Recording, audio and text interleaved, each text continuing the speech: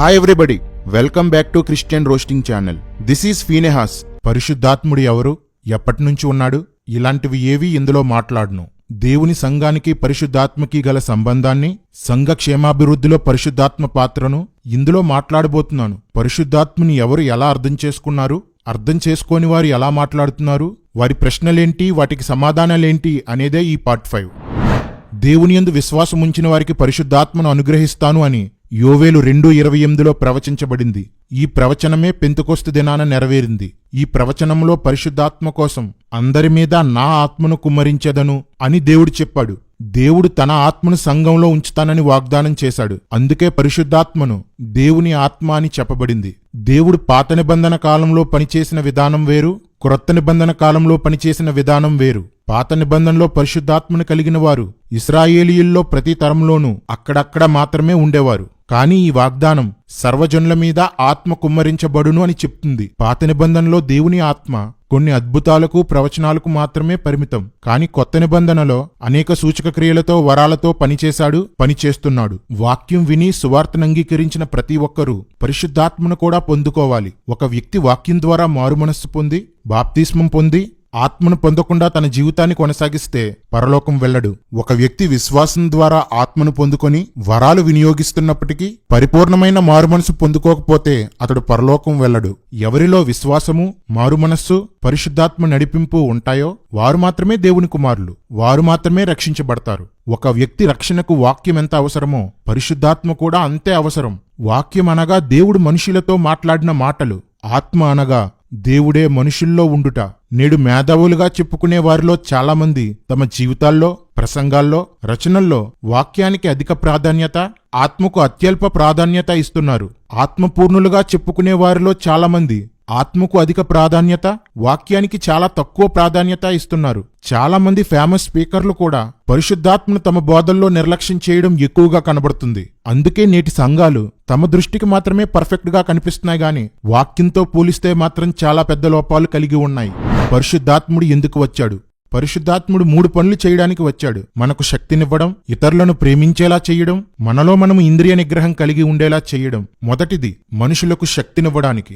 శరీర సంబంధులైన మనలో ఆధ్యాత్మిక శక్తిని కలిగించడానికి దేవుని ఆత్మ దిగివచ్చాడు. ఒక వ్యక్తి శక్తిని పొందితే అతనిలో మనిషి చెయ్యలేని కార్యాలు, క్రియలు ఎన్నో జరుగుతాయి. ఆ శక్తి కొందరిని తనకు రాని మానవ భాషలు మాట్లాడేలా చేయగలదు. ఆ శక్తి కొందరిని దర్శనాలు చూసేవారిగా, కొందరిని ఆధ్యాత్మిక సంగతులు కలలలో చూసేవారిగా, కొందరిని ఇతరుల వ్యక్తిగత విషయాల్ని, త్వరలో జరగబోయే విషయాలను ప్రవచించగలిగేలా చేయగలదు. కొందరిని అద్భుతాలు చేసేవారిగా, కొందరిని రోగాలు స్వస్థపరిచేవారిగా చేయగలదు. కొందరిని సంఘాలు స్థాపించేలా, కొందరిని సంఘ కార్యకలాపాల్లో సహకరించేవారిగా చేయగలదు. కొందరిని బోధించేవారిగా, హెచ్చరించేవారిగా, ఉపదేశించేవారిగా చేయగలదు. ఆ శక్తి కొందరితో నానా భాషల్లో దేవుణ్ణి స్తుతించేలా చేయగలదు.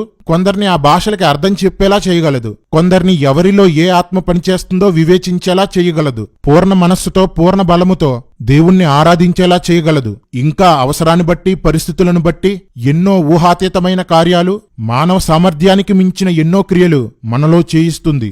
కొందరిని ఉచ్చరింపశక్యము కాని మూలుగులతో ప్రార్థన చేయించగలదు. ఈ శక్తి వలన జరిగే కార్యాలలో కొన్ని ఆ వ్యక్తికి క్షేమాభివృద్ధిని కలిగిస్తాయి. కొన్ని ఆ వ్యక్తి ద్వారా ఇతరులకు సువార్త ప్రకటించడంలో, సంఘంలో ఉన్న విశ్వాసులకి క్షేమాభివృద్ధి కలిగించడంలో ఉపయోగపడతాయి. ఈ పరిశుద్ధాత్మ శక్తి వలన దేవుడు మహిమపరచబడతాడు. బైబిల్లో రాయబడిన మాటలు కథలు కాదు, వాస్తవం అని ధృవీకరించబడతాయి. దీనినే వాక్యాన్ని స్థిరపరచడం అంటారు. ఈ శక్తి నిరూపిస్తుంది. అందుకే పౌలు సువార్త చేస్తే శక్తితో చేశాడు. వాక్యాన్ని బోధించినప్పుడు కూడా దేవుని శక్తిని కనపరుచు దృష్టాంతాలను చూపించాడు. చాలామంది వాక్యం ద్వారా మాత్రమే మన విశ్వాసాన్ని కొనసాగించాలంటారు.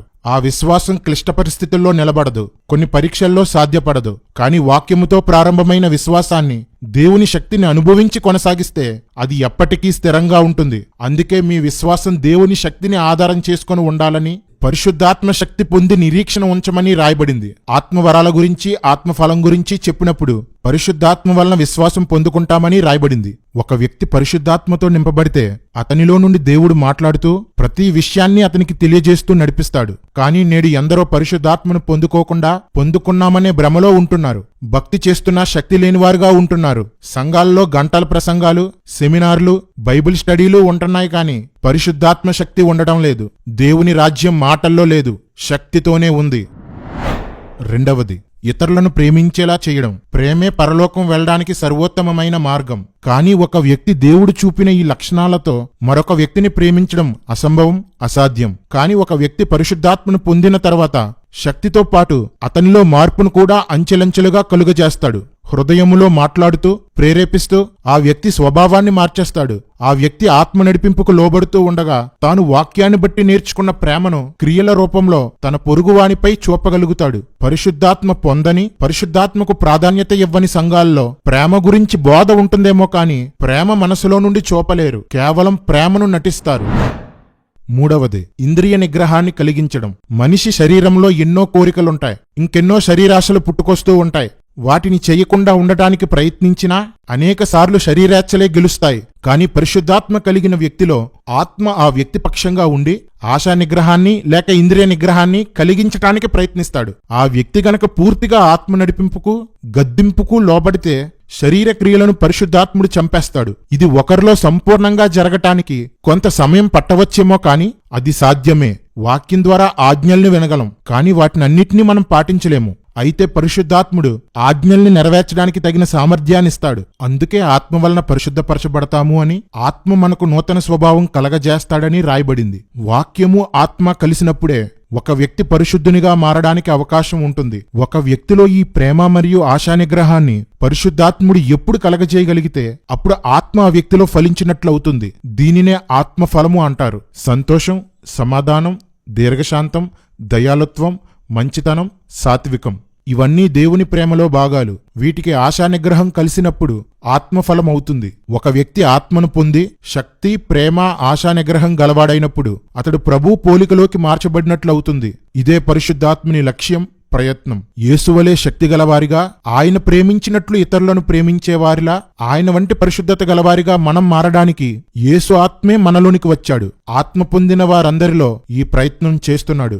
ఎందరు వాక్యాన్ని ఎరిగి ఆత్మ సహాయం తీసుకుని ప్రభువు బాటలో నడవడానికి ప్రయత్నిస్తారో వారంతా ఫలిస్తారు, నిత్య జీవం చేరుకుంటారు. కానీ చాలా మంది వరాల మీద, శక్తి కార్యాల మీద అధిక దృష్టి నిలిపి ఫలంపై నిర్లక్ష్యం చూపుతున్నారు. ఫలం లేనివాడు ఎన్ని అద్భుతాలు చేసినా నరకబడి అగ్నిలో వేయబడక తప్పదు. మత్తయి సువార్త 7:22లో కనిపించే వారంతా శక్తి గలవారు, కానీ ఫలం లేనివారు. ఇంకొందరు శక్తితో అవసరం లేదు, అందుకే పౌలు వరం కన్నా ఫలం గొప్పది అన్నాడు అంటారు. పౌలు ఎక్కడా అలా చెప్పలేదు. పైగా 1 కొరింథీ 12వ అధ్యాయంలో వరాల కోసం చెప్పి 13వ అధ్యాయంలో ప్రేమ కోసం చెప్పాడు. వరం కంటే ఫలమే గొప్పదని తన ఉద్దేశమైతే మరలా 14వ అధ్యాయంలో వరాలు పొందుకోవడానికి ప్రయత్నించండి, అపేక్షించండి అని ఎందుకు చెప్తాడు? వరము, ఫలము రెండూ అవసరమే. అవి రెండూ ఒక్క ఆత్మ వలనే అనుగ్రహించబడతాయి. ఒక విధంగా చెప్పాలంటే ఒక వ్యక్తిలో ఉన్న వరం వలనే మరొక వ్యక్తిలో ఫలం వస్తుంది. బోధించే కృపావరం కలిగిన ఒక వ్యక్తి వాక్యాన్ని వివరించడం వలన ఆత్మ కలిగిన మరో వ్యక్తి మారి ఫలిస్తాడు.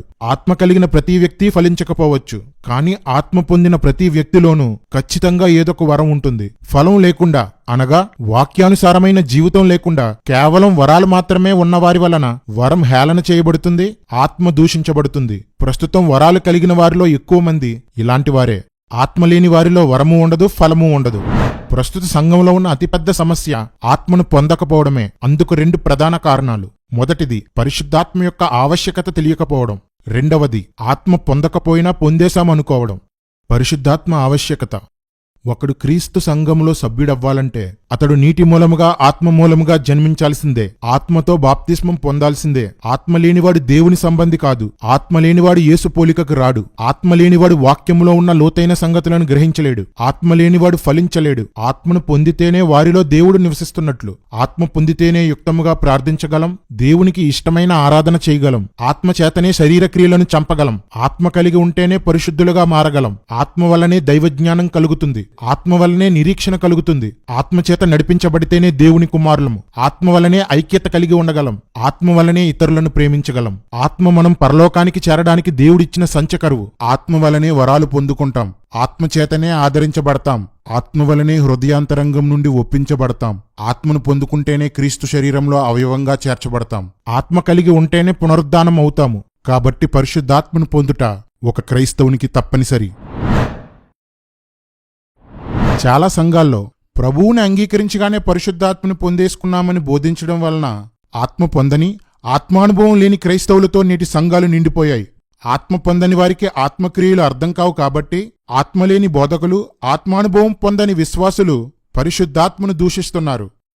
పరిశుద్ధాత్మ దూషణ అంటే ఏంటి? యేసుక్రీస్తు పరిశుద్ధాత్మ ద్వారా దెయ్యాలను వెళ్ళగొడుతున్నాడు. అందరూ యేసువైపు తిరిగిపోతుంటే అది చూడలేని పరిసయ్యులు దేవుని ఆత్మ ద్వారా జరుగుతున్న కార్యాలను దురాత్మ ద్వారా జరుగుతున్నాయి అన్నారు. పరిశుద్ధాత్మ కార్యాలను అవమానించారు, నీచంగా మాట్లాడారు. అప్పుడు ప్రభువు వారితో ఆత్మ విషయమైన దూషణను గూర్చి మాట్లాడాడు. పరిశుద్ధాత్మ క్రియలను దయ్యపు క్రియలంటూ అవమానించడమే ఆత్మను దూషించుట. ఒక పక్క పరిశుద్ధాత్మ పేరుతో గారడీలు చేస్తున్నవారు, పరిశుద్ధాత్మ వరాలతో వ్యాపారం చేసేవారు, ఆత్మవరాలకు ఆత్మఫలం కన్నా అధిక ప్రాధాన్యత ఇచ్చేవారు, ఆత్మాభిషేకాన్ని బట్టి అతిశయించేవారు, ఆత్మాభిషేకాన్ని పబ్లిసిటీకి వాడుకునేవారు, వరాల్ని వాక్యక్రమంలో వినియోగించని వారు పరిశుద్ధాత్మ విషయంలో గలిబిల్ని సృష్టిస్తున్నారు. మరో ప్రక్క మేధావులు పరిశుద్ధాత్మను గురించి, వరాల గురించి ఒక స్పష్టతను ఇవ్వకుండా లోక సంబంధ ఉదాహరణలతో, వాక్చాతుర్యాలతో వింత సిద్ధాంతాలని, బైబిల్ చెప్పని నిర్వచనాలను, వ్యాఖ్యానాలను బోధిస్తూ పరిశుద్ధాత్మ విషయంలో సందిగ్ధతను సృష్టిస్తున్నారు. ఇంకో ప్రక్క ఆత్మదోషకులు వరాల మీద జోకులు వేస్తూ ఆత్మపూర్ణుల్ని అపహసిస్తున్నారు. పరిశుద్ధాత్మని భ్రష్టాత్మగా చిత్రీకరిస్తూ, ఆత్మగలవారిని నోటికి వచ్చినట్లు దూషిస్తూ, సంబంధం లేని వచనాలు కలుపుతూ పరిశుద్ధాత్మను, వరాలను, మహిమతో నిండిన వారిని అవమానపరుస్తుంటే వినేవారు వెకిలిగా నవ్వుకుంటున్నారు.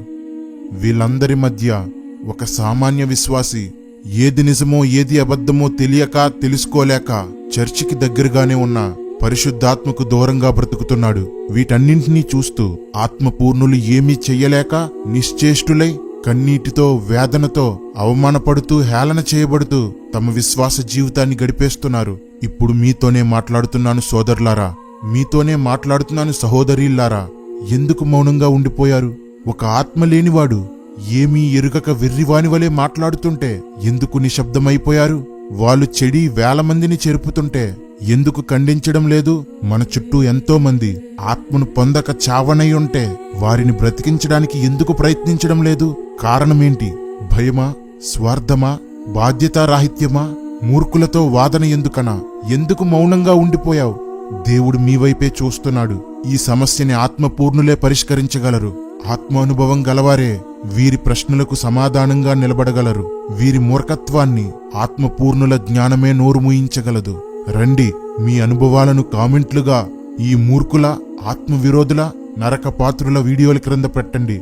ఆత్మ పొందినప్పుడు మీ అనుభూతులు, దర్శనాలు, వాటి నెరవేర్పులు, వరాలు పొందుకున్న విధానం, వాటి వలన ఎలా అనేక మంది ప్రభువైపు తిరపబడ్డారో, ఎలా మీలో మీరు క్షేమాభివృద్ధి పొందారో, ఇతర సేవకులు ప్రార్థించినప్పుడు మీ జీవితాల్లో ఎలాంటి కార్యాలు జరిగాయో, ఆత్మతో నిండి పడిపోయినప్పుడు మీ జీవితాల్లో ఏం జరిగిందో, దురాత్మ వదిలిపోయినప్పుడు మీ ఆలోచన విధానంలో ఎలాంటి మార్పు వచ్చిందో, చేతబడులు, దురాత్మల ప్రభావం నుండి మీరు ఎలా విడుదల చేయబడ్డారో కామెంట్లుగానో, పోస్టులుగానో, వీడియోలుగానో చేసి మీడియాలో వదలండి. ఈ మూర్ఖుల పేర్లు ఎత్తనక్కర్లేదు. ఈ భ్రష్టుల గురించి ఏమీ మాట్లాడనక్కర్లేదు.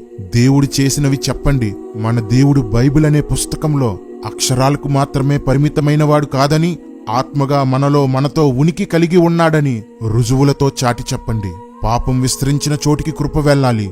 దేవుని కృపావరముల కార్యములు వెళ్ళాలి. మీ అనుభవాలు చూసి మేధావులు తమ లోపాల్ని సరిచేసుకొని క్రైస్తవ్యాన్ని సరైన దారిలో నడిపించాలి. సరైన జ్ఞానాన్ని బోధించి ఆత్మ విషయంలో అతి చేసేవారిని సక్రమంగా వరాలు వినియోగించేవారిగా మార్చాలి. ఆత్మ పేరిట గారడీలు, వ్యాపారాలు చేసేవారు, ఆత్మను దూషించి హేళన చేసేవారు సిగ్గుపడాలి. తమ బోధను మార్చుకోవాలి. వీళ్లను కూడా మార్చడానికి అవకాశం ఉంటే బాగున్ను అనిపిస్తుంది. కాని ఏ యుగంలోనూ క్షమాపణ లేని పాపాన్ని కోరి కోరి చేసిన వారికి ఈ శిక్ష న్యాయమే. ఎన్నో రోజులు కన్నీటితో, ఎంతో బాధతో ఈ వీడియో చేశాను. ఆత్మపూర్ణులు, ఆత్మానుభవం గలవారు నా భారాన్ని పంచుకుంటారని ఆశిస్తూ ఈ వీడియో ముగిస్తున్నాను. ఈ వీడియో నా చుట్టూ మరిన్ని ఉచ్చులు బిగిస్తుందని తెలుసు. మరిన్ని కేసులు నమోదవుతాయని తెలుసు. నా పేరిట కొందరు అమాయకులు మళ్లీ హింసించబడతారని తెలుసు. జరుగుతున్న నష్టంతో పోలిస్తే ఇవన్నీ చాలా తక్కువ. భరిద్దాం, మార్పు తీసుకువద్దాం. నా కోసం విపరీతంగా వెతుకుతున్నారు. అరెస్టు కోసం కాదు. ఎందుకో మీకు తెలుసు. దేవుడు నాకు ఆయుష్ను, అవకాశాన్ని ఇచ్చినంత కాలం మాత్రం అసత్యాన్ని రోస్ట్ చేస్తూనే ఉంటాను. నా లిస్టులో ఉన్న వారందరి లెక్కలు ఖచ్చితంగా తేలుస్తాను. నా ప్రాణం కోసం ఆశగా వెతికే వాళ్ళకి ఒక మాట: మీరు యోధుణ్ణి చంపగలరు, కాని పోరాటాన్ని చంపలేరు. అసత్యం కొమ్ములు ఎత్తినంతకాలం సత్యం కత్తితో పోరాడుతూనే ఉంటుంది, గెలుస్తూనే ఉంటుంది. నా కోసం ప్రార్థించండి. అందరూ ఆత్మను పొందండి. శక్తిని ఫలాన్ని కలిగి ప్రభువుని ప్రకటిస్తూ ఆయన కొరకు సిద్ధపడండి.